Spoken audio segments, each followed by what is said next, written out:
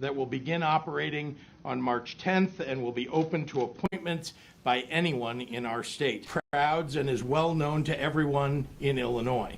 And what's more, this site doesn't take away from our existing vaccine shipments, but instead brings additional vaccine doses into our state directly from the federal government and outside of our regular state and city allotments. That's something that every Illinoisan should applaud. All of our state's residents will have access to the United Center, which will be open to expanded Phase 1B plus populations. That includes high-risk conditions.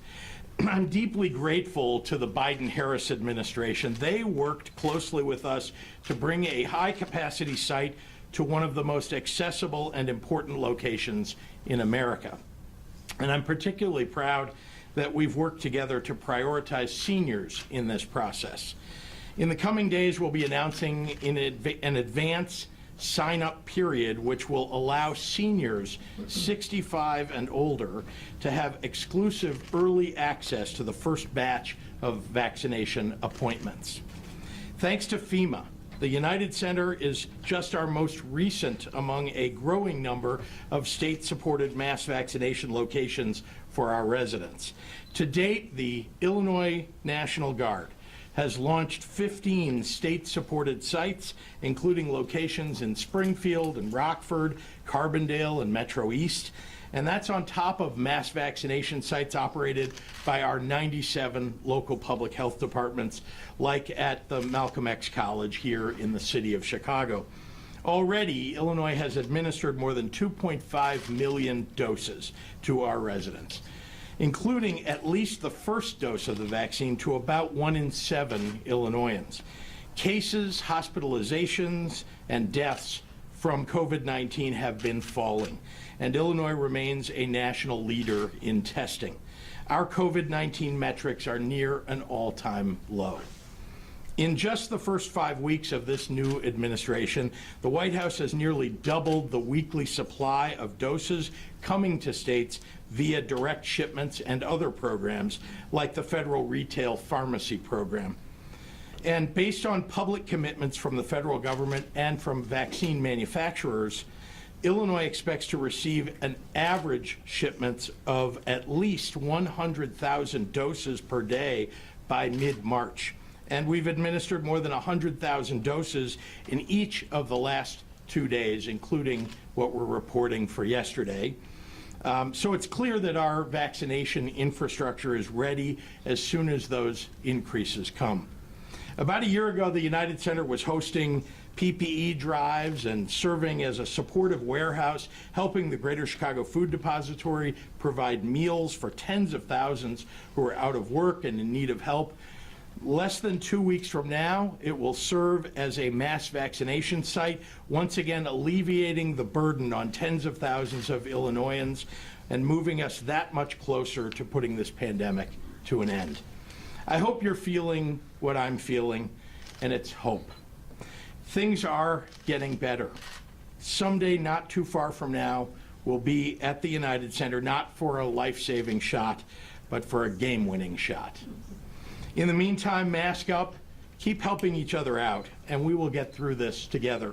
So thank you, and with that, I'll turn it over to Kevin Sly, who's doing a terrific job as our acting regional administrator for FEMA Region 5. Kevin?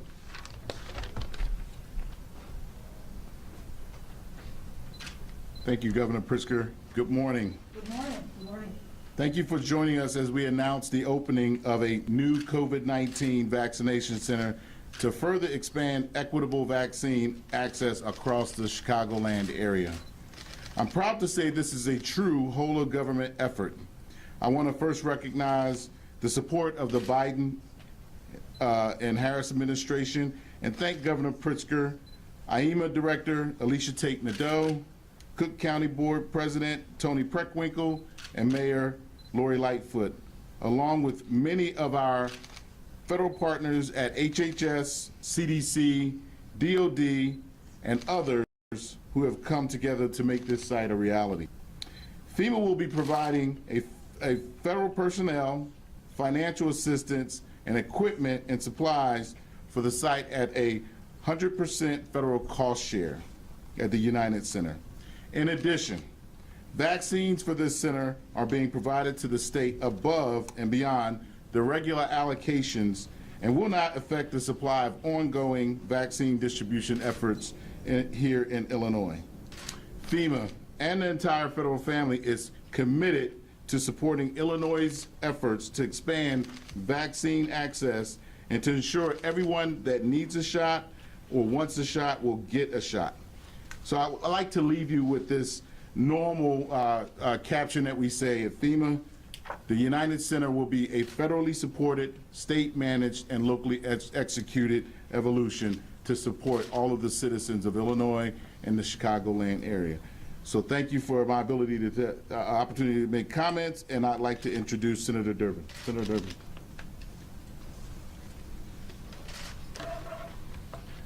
Thank you very much, Mr. Sly. Governor Pritzker, Mayor Lightfoot, President Preckwinkle, it's an honor to be here. Before I make my statement, I want to give a special shout out to the Illinois National Guard. They're part of this effort, and we're proud of them for doing it. And I want to make note that many of your members of the Guard are in Washington protecting me during the week.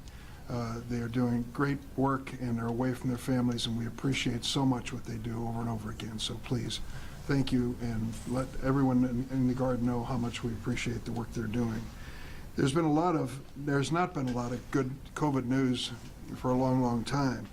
Our nation has suffered over 500,000 deaths. We've lost over 20,000 in Illinois. These are moms and dads and siblings and neighbors and grandparents and children. And the racial disparity in this pandemic is horrible, which has sadly always been present in our healthcare system, but even more so now. Communities of colors are more likely to contract coronavirus, more likely to get seriously ill, more likely to die as a result of it. Yet they still have lower access and lower rate access to help and lower rates of vaccination. But we're starting to see glimmers of hope, as the governor said. We are hoping that we can move forward with a new vaccine as soon as next week. That rollout may be a positive one, and I think it will be.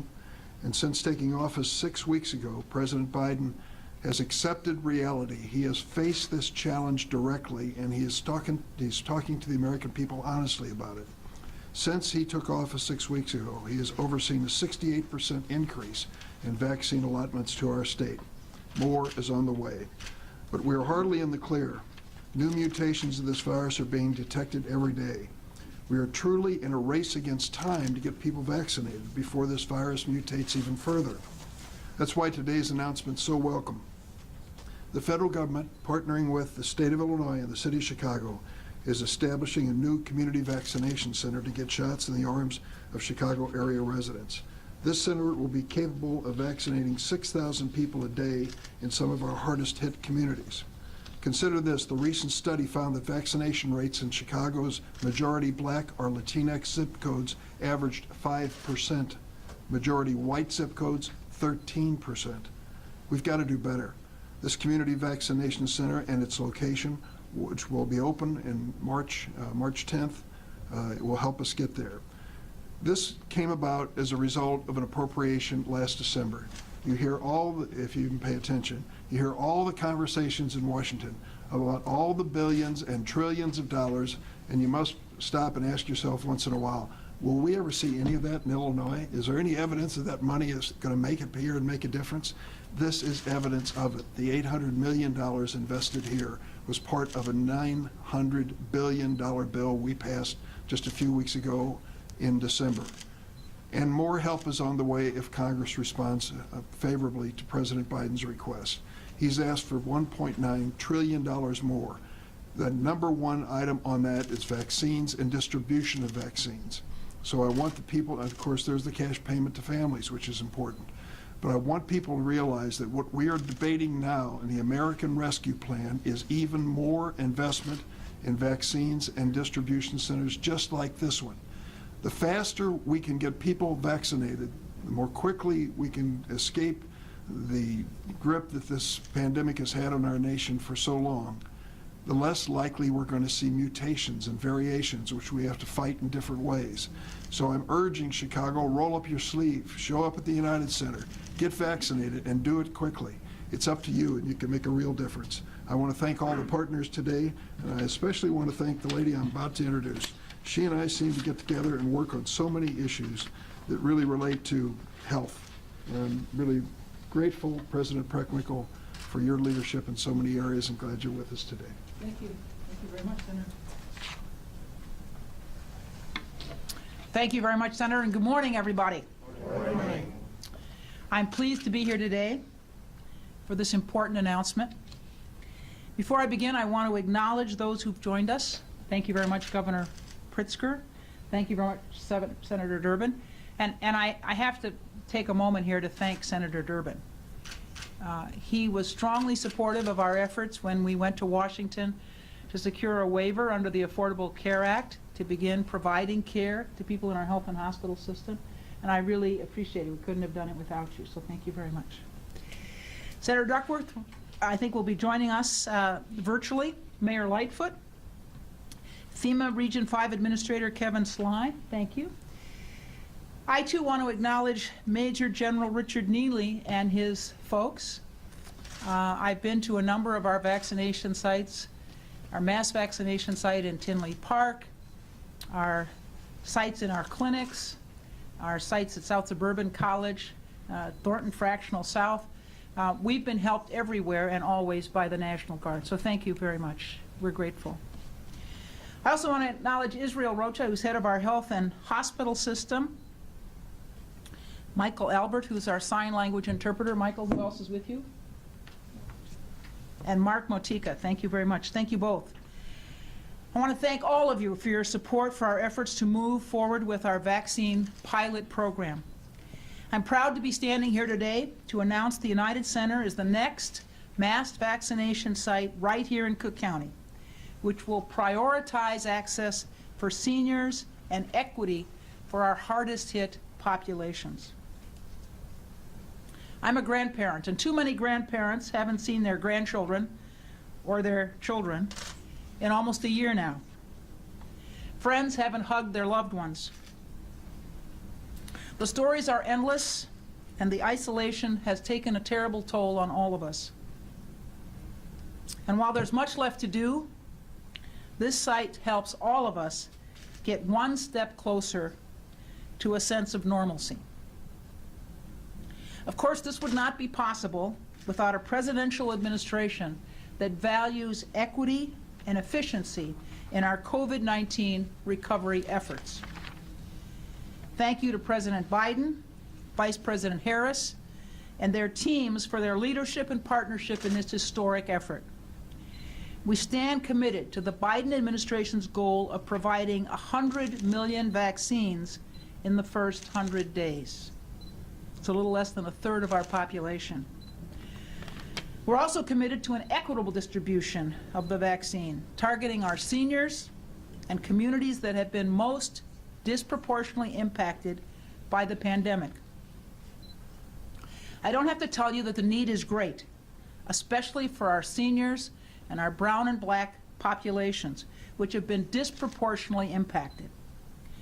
We're fully aware of the devastating impacts that the coronavirus has had on our vulnerable communities. Let me say again that we're viewing our vaccine programs, like this pilot program, through an equity lens in order to restore the communities that have been hardest hit and to allow residents to return to normal life as soon as possible. I'm proud of the work being done to expand equitable access to the COVID-19 vaccine for the residents of Cook County and throughout the state. And this is another example of how we will not stop until we get shots into the arms of our residents who continue to wait patiently to see the light at the end of this pandemic.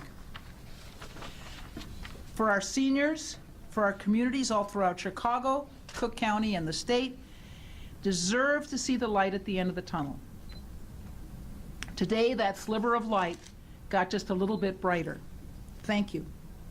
Now I'd like to bring to the podium the Mayor of the City of Chicago, Lori Lightfoot. Thank you.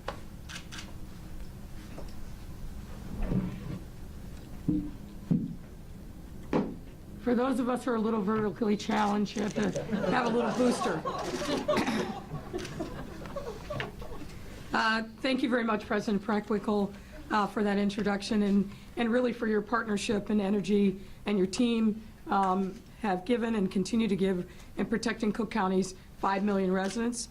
I also want to extend our heartfelt thanks to our other partners in this venture. Of course, our great governor, Governor Pritzker, General Tate Nadeau from IEMA, Illinois National Guard Colonel Neely, and head of Illinois Public Health, Dr. Ngazi. Thank you so much. You all have been fearless warriors on behalf of our state, and we are extremely grateful. Thank you, Senator Durbin and Senator Duckworth, who have been incredible allies to us in Washington and made sure that Illinois voices are heard. And finally, FEMA Region Administrator Kevin Sly, thank you so much for being here and for making this day possible. This is a day important for our residents. We here in Chicago are extremely proud of our vaccine accomplishments. We're not only getting over 90% of our vaccines into the arms of residents within 1 week of receiving them, but thanks to our equitable vaccine strategy and initiatives like Protect Chicago Plus, half of the vaccines administered are now being given to Chicagoans of color, a huge improvement over our early days. As we just heard, the new United Center will be vaccinating 6,000 people a day.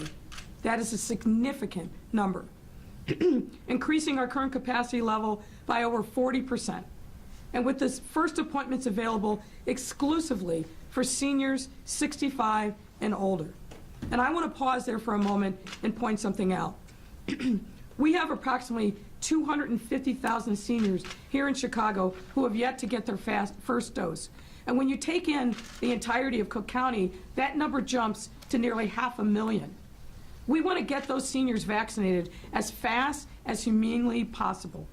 And we'll get more details on registration this next week. But what's important now is getting the word out to our seniors, to their friends, to their families about this unique opportunity to get seniors vaccinated.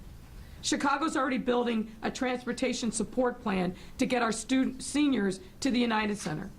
And this includes Uber stepping up, providing rides to bring them there. And on top of that, we'll be partnering with ZocDoc to sign our seniors up online. But we still need to do more. That's why we're calling on everyone to get our seniors signed up when this registration opens this week, and then help them get to the United Center when it's time for their appointment. We need moms, dads, grandma, grandpas, your neighbor, your auntie, your mother's cousin, anybody who can lend a hand to our seniors. We need to get them there, and we need to get them vaccinated. Let's call this our SOS moment. Support our seniors. We'll continue to be committed to our all-important citywide equity strategy, but we need to also focus in these next few weeks on supporting our seniors. This is our SOS call to action for them. We need to make this a game-changing moment for our seniors, and the reason why is really simple. Based on the data, we know that an older person, the older the person is, the higher the risk is for them, even without the underlying comorbidities.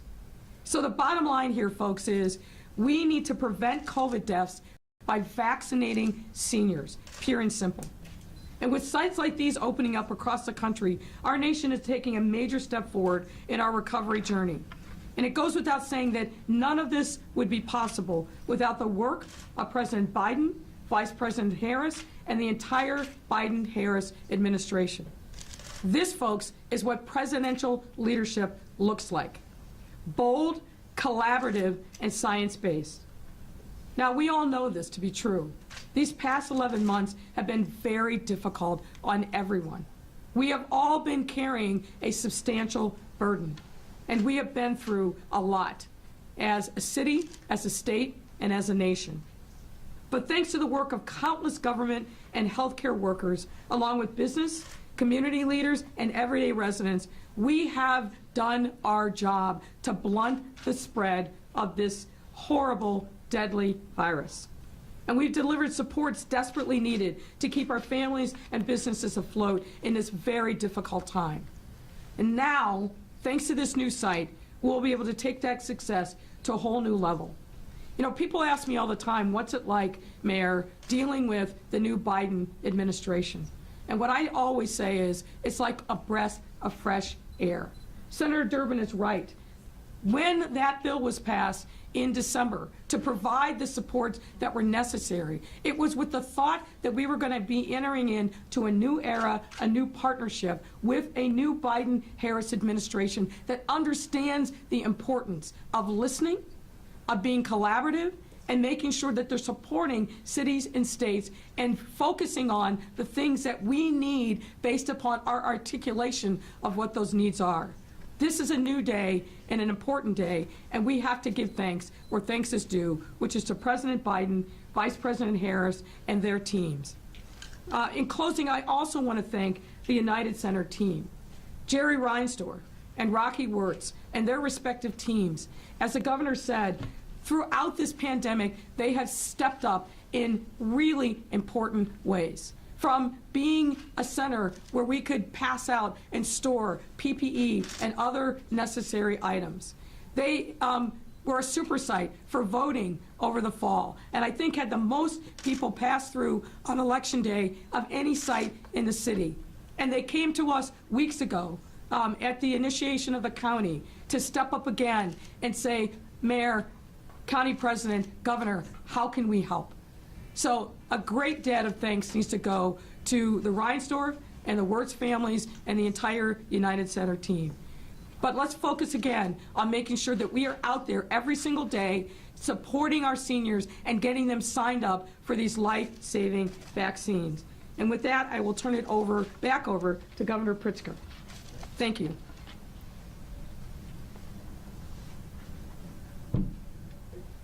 I might need that. I know I do. I may take that backwards. Thank you very much, Madam Mayor, and I want to take this opportunity to introduce somebody who needs no introduction, but she has been a terrific partner at the federal level. What Senator Durbin said about the work that's been done in Washington, D.C. for the state of Illinois is shared by this leader, somebody who truly every day has stepped up for the people of the state of Illinois, and in the effort to get the resources that are necessary for us to be able to do all of what we're talking about today, she truly has stepped up and done her part. And so, ladies and gentlemen, I'd like to introduce a statement by Senator Tammy Duckworth. Hello, everyone. Thank you so much for having me. This past year has been full of impossible days. Mornings rife with tragedy, afternoons filled with families being forced to say goodbye, nights marked by too many tears and too much horror. But today, with the announcement of a federally supported mass vaccination site at the United Center, we're taking another important step towards making those awful days a part of our past, a step towards making sure that unlike 2020, this year is filled with more hope than heartbreak. Senator Durbin and I worked closely with the Biden administration to help bring this facility to Chicago. And I'm so thankful for the support of Governor Pritzker, Mayor Lightfoot, and Cook County Board President Tony Preckwinkle in making this site a reality, to make it possible for thousands more Illinoisans to be vaccinated here every single day, including Illinoisans in the hardest hit and under-vaccinated communities. Let's just take a second to think about the effects that will actually have. That means that every day, thousands of mothers and fathers, daughters and sons will be better protected against the awful impacts of this virus. Single moms will be safer, more sure of being around tomorrow and the tomorrow after that to take care of their young children. Teachers will be able to more safely, effectively educate our children. Frontline workers, from the heroes sweeping our hospitals at night to the folks stocking the aisles of our supermarkets during the day, will be able to clock in more confident that their livelihoods won't cost them their lives. And the communities hardest hit by this virus will actually be able to get the shots they need when they need them. Because seniors and Black and brown Illinoisans need our support, need and deserve our help. We still have a long way to go to beat this virus, to come out on the other side, to return to any sort of normal life like what we were used to just 12 months ago. But in this moment, I'm feeling hopeful, and everyone else should too.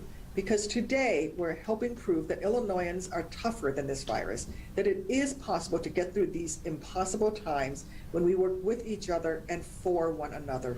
Thank you again for having me. I'm so glad to be a part of this very important announcement. Thank you.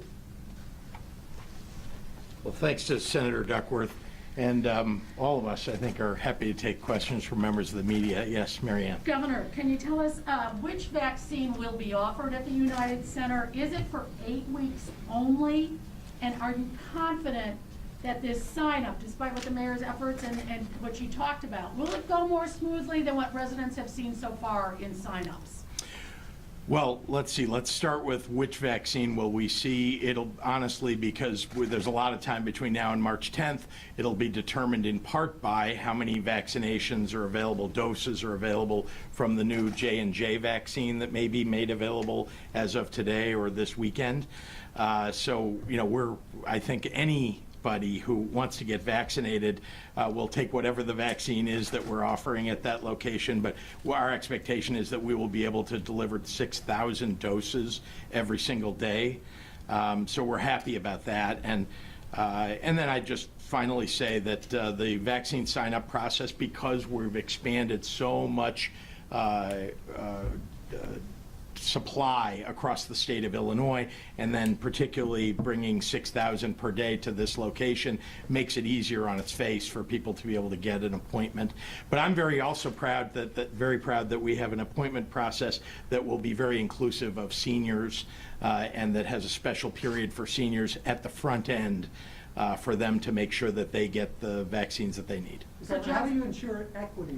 If the goal is to put it somewhere where it's easy access, but how do you really ensure that? Because it's going to be the wealthier people, people who have the ability to get there easily, who are, you know, might take advantage just a lot more. Well, the goal, so two things. I mean, in the city of Chicago, in Cook County, and across the state, we've all made and are continuing to make efforts to attract people of color, to people who are most vulnerable, to making those appointments, giving them easier access wherever we can. And having a site in a location like the United Center makes it more easily accessible. The mayor talked about transportation that she's making available, and the focus on having those appointment periods that are only available for seniors. Remember why Illinois was a leader in this regard, that we lowered our age to 65 plus before the federal government ever got there. They were at 75 plus, and there was a reason for that, and it's equity. That the people who were dying, the average age of a white person who's dying is 81, the average age of somebody who's African American, 72, the average age of a Latino, 68.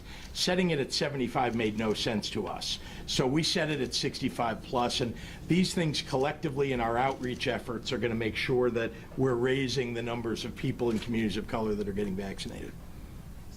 Phase 1B, opening that up at the United Center, that will be the only location for that Phase 1B for the folks with underlying conditions? No. I know you have said it statewide, but the city and the county and the collar counties have not been able to open up. But most of the counties of the state of Illinois are opened up to 1B plus, and this site will be for 1B plus also. But again, we've made sure that we've set aside specific times for seniors, as the mayor was emphasizing, so that we can make sure that we get our 65 plus population inoculated. How soon, when you say that exclusive for the seniors, when might that start? Well, we don't have the date set, but it'll be ahead of, the appointment process will be ahead of the launch of the actual site, the opening of the physical location, so people can make appointments, and then we can make sure they get vaccinated. Here's something that people haven't paid much attention to, and that's that wherever the federal government has gone to open up these mass vax sites, and there are 4 other sites, we're the 5th, they actually have not been able to fill in the first number of days, even weeks, the total number of appointments that are made available. That's not something we want happening in the state of Illinois. Every single appointment that is made available to somebody, we want to make sure it gets filled. So we're very proud to have opened this up to 1B plus. Can you talk about how the appointment process, particularly for seniors, when it starts out, how that is going to roll out? Well, it'll be announced, you know, as you know, there are appointment processes that everybody's been using all along. Here we've got the front end is ZocDoc, the back end is EM Trek, if you want to know what the process is. And then And that's great technology that we're using for that. And it's a relatively easy process once you get in to make an appointment to put your information in. Governor, this might be a question actually for FEMA, but I'm wondering if you can walk us through if these appointments will be in the parking lot, indoors, drive up, walk up, what the actual process will look like once you're there on site. You want to take that? Sure. Yeah. I'm going to bring up my subject matter expert, Mr. Brian Schiller, who'll be able to walk through that process as it's currently being planned out right now. So we don't have exact specifics, but I'm going to ask Brian to walk you through what the planning team has worked through so far. Brian? Thank you, Mr. Administrator. We've worked closely with the state, the county, and the city, as well as the mayor said, United Center. We will be setting up a walkthrough process in the parking lot E, which is to the north of the United Center structure, and all of the infrastructure will work on that side through a tent city, ensuring that we can get folks out of any elements and process them smoothly and move them along. So just confirming it will all be in Lot E, the entire setup? Everything will be in parking lots. Okay. Obviously, not all the parking could happen in parking lot E, but as it is planned right now, the shots will take place in parking lot E. Thank you. Yes, What ma'am. about the time, 9 to 5, 8 to 8? What are the Again, hours? there's a lot of details that we're still working on and ensuring that we can have all of the wraparound services. Right now, we're planned for 12 hours of throughput for our citizens. From right now, tentatively, 8 a.m. to 8 p.m. All right, does anyone else have any questions? Could I just ask Governor about, you did talk about wanting to see a shot at the United Center. Well, they are seeing shots in New York at the Barclays Center. Yep. What about that? Might we see 10% of the fans soon at stadiums? We're discussing that, working on that, IDPH as well as other doctors and of course the teams themselves. So that's, a discussion that's been underway for some time I already. bet you have, but might you be able to say in the next month, 2 months? I don't want to jump ahead of this process. I mean, honestly, we are relying upon the epidemiologists as well as the, figuring out how we can practically get that done.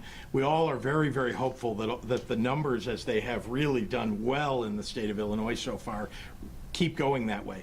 But, Senator Durbin talked about the other variants that are out there. And so we just want to be wary and careful about what we do, but certainly those discussions are continuing. I have a couple Question off at the topic. mayor. Go ahead. I just had a question for the mayor too. If we could just- yeah. There was talk yesterday that you were having city departments make. I'm sorry, plans. say it again. There's talk that was circulating yesterday that you've instructed various city departments to begin preparing for outdoor summer events and stuff like that. Can you tell us where the city stands with that, whether this means, that baseball is going to happen in some capacity, or outdoor concerts, or, what can you tell us about that, please? Well, I mean, as the governor just said, obviously our numbers are looking very good. We're at the lowest number of positivity, for example, that we've been, I think, since the start of this pandemic. And summer comes to Chicago, so we want to make sure that we're prepared for any eventuality. But whether or not we have a summer that looks more like 2019 as opposed to 2020 is going to be wholly dependent upon where we are in the arc of the virus. But obviously, we want to make sure that if we keep trending in the direction that we're trending, that we're prepared to open up the city. Mayor, what about the city council meeting this afternoon? Are you confident you're going to get the vote you need on Yes. the spending? Why use it that way? I know you talked about it, but there are those who feel that the money was not designated for police. Then they should vote no. I mean, we have a democratic process. We have a process where what we always do is we do extensive briefings for aldermanic staff and the aldermen themselves. They have plenty of opportunity to answer questions. Some people take advantage of that, some people don't. Then it goes to committee where it's debated. They have an opportunity to vote, and then it comes to the floor. But this notion that we are essentially going to employ a series of procedural and, in my view, anti-democratic processes when people have the opportunity to vote. If they don't agree on a particular proposal, ordinance, or whatever it is, they can simply vote no, and then we move on. But our residents are literally still fighting for their lives every single day. What they want all of us to do is focus on the things that are important to them, to deliver for them. That's what we ought to be focused on, and not a lot of political theater and drama. Nobody has any patience or time for that. So we'll come back this afternoon. I believe that we have the votes to get it passed, and we'll see what plays out on the city council floor. Thank you. Senator Durbin, speaking of political theater and drama, you and the governor do not agree on who should lead the state Democratic Party. Where do you stand on that? Might there be an open meeting on choosing who replaces Mike Madigan as the state party chair? The good news is, of the people who have been mentioned as a potential party chair, all three are excellent, and all three can lead our party effectively. We may have a difference of opinion of which may be the better among them, but there is, I think, common belief that all three are excellent. The Family Feud seems like there's quite a fight behind the scenes. If it was a real family feud, I wouldn't be here today. But we let our responsibilities as public officials really guide us, number one, and number two, long-term friendships will take us through even rocky periods. Thank you. Governor, could you though talk about what we're hearing is that there's really been a hard sell on your part of phone calls and promises made. Why is that necessary to get Michelle Harris through? Well, there are no special promises being made. I've called members of the State Central Committee to let them know why I'm supporting Michelle Harris and how she's been an activist, somebody who has really built a ground operation to get Democrats out to vote. She has one of the most productive wards in the city of Chicago in terms of getting votes out, someone who's a listener and a leader. So I've made that case to people on the State Central Committee. When you say necessary, there are a lot of calls that are going on around the state. You saw some state reps and others trying to weigh in on this. Look, I just believe that we need great leadership for building the Democratic Party of Illinois, which really has been something that hasn't been done for a number of years. We have great opportunity to do Latino outreach to communities of color broadly. We need great leadership, and we need forward momentum. And I'm very excited about the leadership that I think Michelle Harris will offer. Do you support an open meeting on Monday to select the next chairman? I want to make sure that all parties are heard from. I think that the State Central Committee ultimately is going to make that decision. They're the ones who will decide whether it's an open meeting or not. I'm not on the State Central Committee, but I believe that each of those candidates should make their case to the State Central Committee. All right, we'll do one more. Governor, this morning, ex-representative of the 22nd District, Ed Godat, declined his full payment for the month of February. Do you think the entering representative should do the same? And how do you see this reform that Controller Mendoza is proposing to reform that rule? Well, I've been in favor of that proposal, the Mendoza's proposal, for some time now. Yeah, I don't think that people should get paid for a full month if they work for 3 days. And so, yeah, we need to tighten our belts and make sure that we're doing the right thing for the taxpayers of the state of Illinois. All right, we gotta get, you're gonna be the last one, and then we gotta get online. Okay. My colleague Chuck Gowdy wants to know if you could respond to critics who say that your family's company should not have rolled out the welcome app for CPAC, which is now underway, which amounts to basically Donald Trump's presidential relaunch at the Hyatt in Orlando. Well, I have no involvement in anything to do with the company. I don't own any part of it. I don't know, public hotels offer space to people on the left, people on the right, and frankly, nonprofit organizations and companies, and so I don't have much to say about that. I obviously don't agree with anything that is being put forward at the CPAC conference, and especially that the former president of the United States is putting forward misrepresentations, even lies. All right, the Daily Herald, Jake Griffin, has some logistics questions. Who will be handling the registration process? Where do people register? Who is in charge of ensuring the right people receive vaccines? And what do medically vulnerable individuals need to bring to prove they are eligible and there is no fraud? Well, there are a lot of questions in there. Let me just say that this has been going on in the city of Chicago, in Cook County, and across the state of Illinois. Our local public health departments have done a great job. Here, we're going to have a system that's been the front end of which the city of Chicago has been engaged in. So the process is a fairly well-known process. The members of the National Guard who run this, who have been involved in this in other locations have done a great job. I know that the federal government will do a great job at screening, making sure that people who are eligible, when they're senior days, that people show their ID and show that they're eligible. So we'll do, as best a job we can.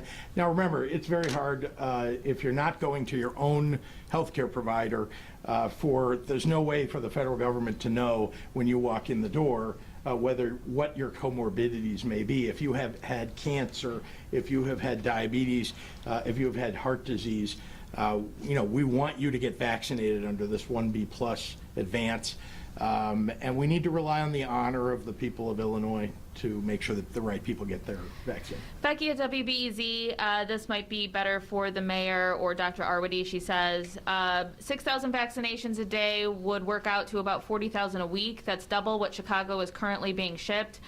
Can you confirm that the United Center site will get its own separate shipment each week? And what does that mean for the speed at which Chicago might move to 1C?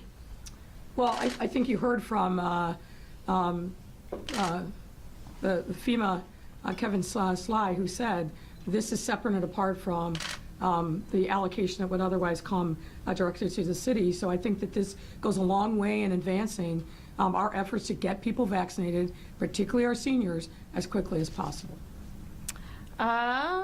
Cole at WCIA, are there any plans to have more federally run sites open in central and downstate Illinois? I'll just speak to that for now. We have made sure that we have the National Guard, our Illinois National Guard, to opening sites, mass vac sites all across the state. We have more teams that are ready to go. As more vaccine arrives, we will be opening more of those sites and assisting our local public health departments in doing that. Dan Petrella at the Tribune. Governor, have you had direct conversations with Mayor Lightfoot and President Preckwinkle to try and convince them to join the state in expanding eligibility to those with comorbidities? What's their response been? Yes, but I think that the common view is that we want to get as many people vaccinated as possible as soon as possible. And we all have a shared view that we're not getting enough vaccine today to make that happen. And so each local public health department, and a majority of them, have chosen to go to 1B plus, and now we have a new federal site that's doing so. Each local public health department and those locations are making decisions of their own as they see forward, as we now have a view forward into how many doses are coming into the state of Illinois. I'm very, very, very happy with Biden-Harris administration, who's done a terrific job of increasing the number of doses, thanks to the work of our senators at getting the money for them to do that, thanks to the work of the federal administration at getting those manufacturers to, while invoking the Defense Production Act, to put out more doses. Rachel at the Sun-Times, are you committed to donating to the Democratic Party of Illinois no matter who becomes the next chair? I've been a Democrat my whole life, and I've supported Democrats all across the country and right here in the state of Illinois. There's nothing that's going to stop me from supporting Democrats going forward. All right, we got two more. This is Aaron at the Hyde Park Herald. What is the state going to do about vaccine hesitancy? We are 2 months in, and we're seeing glimmers of hope in terms of declining infections among groups eligible for the vaccine. But I'm hearing from those eligible a refusal to still take the vaccine. If decisions are not yet made on a federal strategy, what is the timetable for a state strategy development and rollout? Well, we haven't waited for the federal government. We've rolled out our strategy. We've been engaged in it for some time now. So has the city, so has the county, at reaching out to people who may be vaccine hesitant. We did surveys early on to determine how many people were ready to get the vaccine now, how many people were hesitant and for what reasons, and the number of people who choose that they will never get a vaccine. That's about 14% that have said that they will never get the vaccine. But there was about 46% of people who said that they were hesitant for one reason or another, and that's now, a month and a half ago. What we're now seeing, though, and I think we all have experience with this, is as more and more people get vaccinated and they're talking to their neighbors and their friends, they all understand now that, gosh, it's really not that big a deal. It doesn't hurt very much, to get the vaccine. It hasn't had any side effects for people that they know.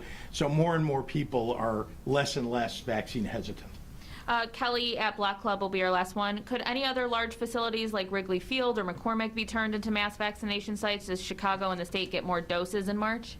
Of course, I think the opportunity for us to look at other locations is always open, but we're not looking at another federal site, at least for now. But again, we're building out with our Illinois National Guard and local resources wherever is appropriate for us to get the most number of doses into the most number of arms. All right, thanks, everyone. Thank you. Thank you all.